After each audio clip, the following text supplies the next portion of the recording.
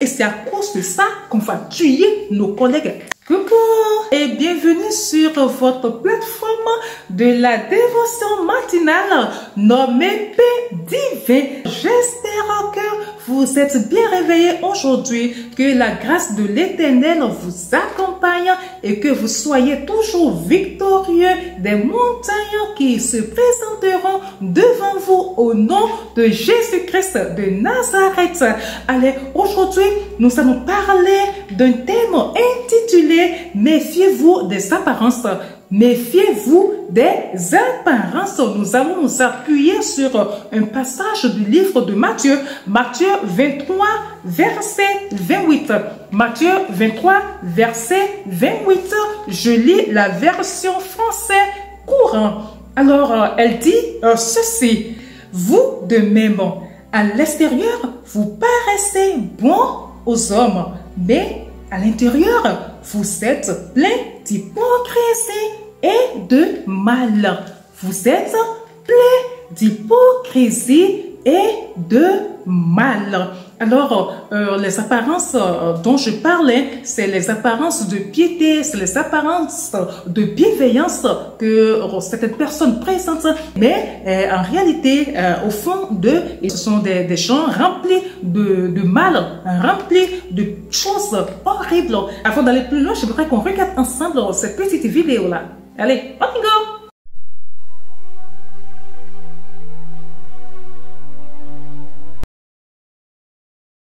De cette vidéo, on peut comprendre qu'il s'agit de deux collègues de travail qui sont dans un entrepôt en train de vérifier des bouteilles de gaz.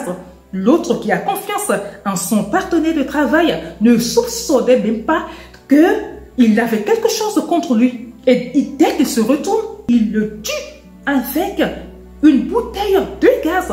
Je suis certaine qu'il ne savait pas qu'il y a une caméra cachée quelque part qui était en train de les filmer. Voilà ce que l'être humain est. Vous voyez combien les hommes sont méchants. Vous voyez combien les apparences peuvent tromper. S'il avait douté une seule seconde que son coéquipier avait quelque chose contre lui, il n'allait pas le faire douer. Il n'allait pas se laisser comme ça. Il serait peut-être de bien. Il serait sur le qui-vive. Mais là, il ne soupçonnait rien. Et voilà comment ce collègue a fini avec lui. C'est méchant. Et j'attire aussi votre attention sur certains gestes. Lorsque peut-être vous arrivez quelque part, vous constatez, moi je ne sais pas, mais j'arrive très tôt à démasquer, à remarquer ces personnes-là que je qualifie d'ailleurs d'obséquieuses. Je ne les admire pas beaucoup. Non. Parce que ce qu'on constate, c'est que vous arrivez quelque part, vous allez constater que dans le lot des personnes qui sont là, il y en a qui tout de suite vont sortir du lot de par leur gentillesse. Ils vont courir à vous, ils vont vous embrasser, ils vont vous prendre votre sac, ils vont vous demander ce que vous allez manger, ils vont faire ci, ils vont faire ça, ils seront attentionnés, ils seront autour de vous, ils ne vont pas vous lâcher, ils seront toujours collés. Est-ce que vous voulez ci? Est-ce que vous voulez ça? Je peux vous accompagner à tel endroit. Si vous voulez quelque chose, appelez-moi. Ils ne vous laissent même pas le temps de réfléchir. Faites très attention à ces genres de personnes. Par contre, il y a d'autres qui sont dans leur coin. Ils ne vous détestent pas. Peut-être qu'ils vous aiment bien, mais ils ne le montrent pas. Ils sont dans leur coin, tranquillement. Mais pour vous, comme ils ne s'approchent pas de vous, comme ils ne viennent pas à vous, vous dites des paroles gentilles, faire des choses pour vous, vous vous dites tout de suite que non, c'est l'autre là qui est bien, c'est l'autre là qui m'aime, mais l'autre, celui qui est là-bas, là, je ne le sens pas, apparemment ma tête ne lui plaît pas.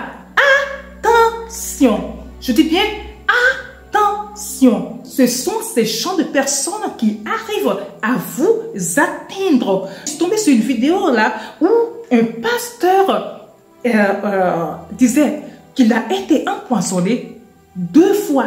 Il revenait de l'hôpital et il dit que ça fait la 2e fois qu'il a été empoisonné, alors que c'est quelqu'un qui se méfiait de tout. Il ne mangeait pas au dehors, il a fait une vie carrée. Mais par contre, il dit que ça fait la 2e fois qu'il a été empoisonné et il se posait la question, ça ne va pas, ça ne va pas quoi. Et il en parlait. Et une semaine après, il est vraiment décédé, cette fois-ci pour de bon, pour poison, à cause du poison. Qui lui a fait ça?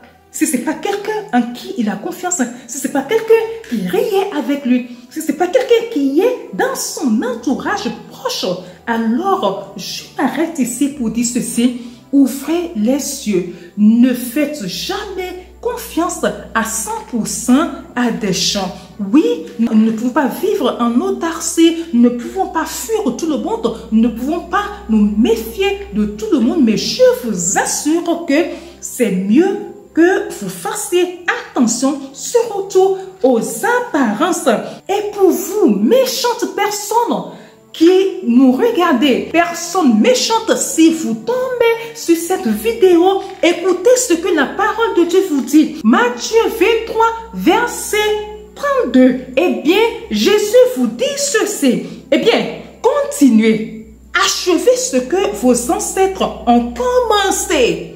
Serpents, bande de vipères, comment pensez-vous éviter d'être condamné? Vous avez entendu? Vous avez entendu la condamnation de Jésus sur vous? Jésus dit, eh bien, continuez. Achevez ce que vos ancêtres ont commencé. Serpents, bande de vipères, comment pouvez-vous éviter d'être condamné à l'enfer? La parole de Dieu, elle est vraie. Si vous persistez dans votre méchanceté et surtout si vous continuez à tromper les gens avec votre apparence, si vous continuez à montrer aux gens qu'ils peuvent compter sur vous, alors la fin, c'est la condamnation qui vous attend. Le karma est là. Le karma existe. Le karma, il est vrai. Ce que vous faites aujourd'hui, vous vous dites, vous voyez la vidéo qu'on vient de voir là. Il ne savait pas qu'il y avait une caméra qui le filmait. Il l'a fait et il a été pris. La main dans le sac. Et même s'il n'avait pas été pris, vous pensez que la nature, Dieu allait le laisser comme ça? Après, il y a des choses qui vous arrivent et vous commencez à crier sur les toits. Qu'est-ce que j'ai fait? Qu'est-ce qui s'est passé? Et que c'est que ça? Et ce qui me déçoit est que lorsque vous faites ça, vous laissez des héritages négatifs à vos enfants et à vos petits-enfants. Après, il y aura un enfant qui sera en train de vivre quelque chose et qui va être là en train de se dire, mais, se démerder. Mais pourquoi cela m'arrive? Pourquoi c'est, pourquoi ça? Peut-être parce que son grand-père, dans le temps, avait tué quelqu'un, avait fait ça et Dieu a vu. Et Dieu ne laisse pas impunir ces choses-là. Lui, il agit avec le temps. Alors, attention à vous.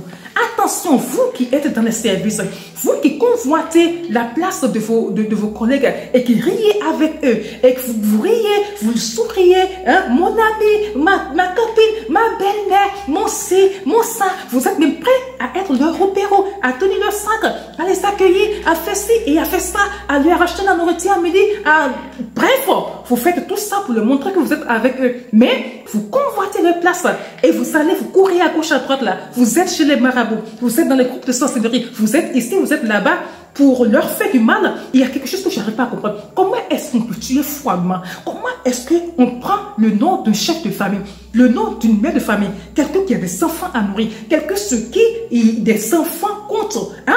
Pour avancer, on prend ce nom-là à cause du nom, comment on dit, d'un poste. Déjà que nous-mêmes ne sommes que des mortels. Un poste, c'est quoi? DG, directeur, chef de service ceci, chef de service ça. Et c'est à cause de ça qu'on va tuer nos collègues. Attention à vous. Le jour où la colère de Dieu va s'abattre sur vous, alors là, vous ne vous en sortirez pas. Hein. Si vous l'avez déjà fait, et que vous pensez que, ben oui, votre apparence a trompé, on ne vous a pas soupçonné. On a peut-être soupçonné l'autre qui est là-bas. Et puis voilà, vous voyez que vous êtes caché et que vous êtes bien protégé. Je vous dis aujourd'hui que votre malheur ne tardera pas.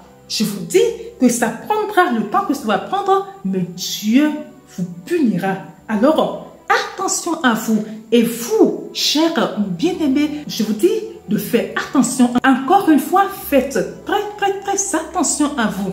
Et pour les chrétiens que nous sommes, nous devons appeler le Saint-Esprit pour toutes choses. Même si nous faisons attention, quelle que soit notre façon de voir les choses, nous avons toujours des marges d'erreur. Il n'y a que le Saint-Esprit qui peut nous montrer la vraie face des personnes qui nous entourent. Alors, faites attention. Oui, les apparences sont trompeuses et confions-nous au Saint-Esprit pour pouvoir démasquer ces genres de personnes qui sont autour de nous. Ça y va de notre survie. Allez, c'est tout pour aujourd'hui. À demain par la grâce de Dieu pour un nouveau thème. Belle journée à vous. Shalom.